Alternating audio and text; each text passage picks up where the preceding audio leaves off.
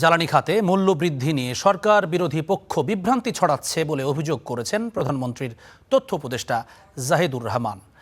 আর বিদ্যুৎ ও জ্বালানি খাতের বর্তমান সংকটের জন্য বিগত আওয়ামী লীগ সরকারের লুটপাট ও অনিয়মকে দায়ী করেছেন তথ্যমন্ত্রী জহিরুদ্দিন স্বপন। সরকারের দাবি, অতীতের সেই আর্থিক বোঝা সামাল দিয়েই খাতটিকে স্থিতিশীল করার চেষ্টা চলছে।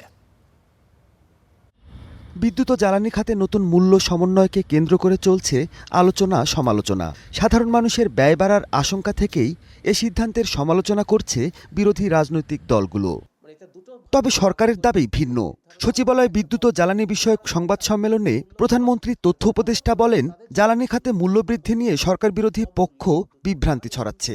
50 পর্যন্ত যা আছে তাকে আমরা লাইফলাইন গ্রাহকই বলি, যারা একটা ফ্যান দুটো লাইট বা একটা ফ্যান দুটো লাইট এরকম ব্যবহার করেন, খুবই নমিনাল। তাদের বিদ্যুতের মূল্য বাড়ানো হয়নি এবং এই গ্রাহকের সংখ্যা হচ্ছে 65%। বাংলাদেশের 65% গ্রাহক বিদ্যুতের বেশি যে মূল্য আছে সেটা তারা দেবেন না। ব্রিফিংয়ে তথ্যমন্ত্রী দাবি করেন, বিদ্যুৎ ও জ্বালানি খাতে বিগত আওয়ামী লীগ সরকারের সময় ব্যাপক লুটপাট হয়েছে।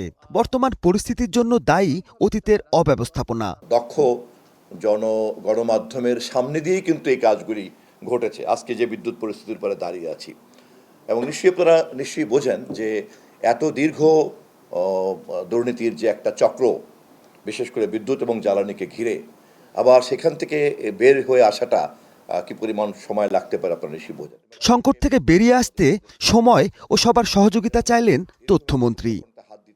Mahmudul Hasan, star news, Dhaka.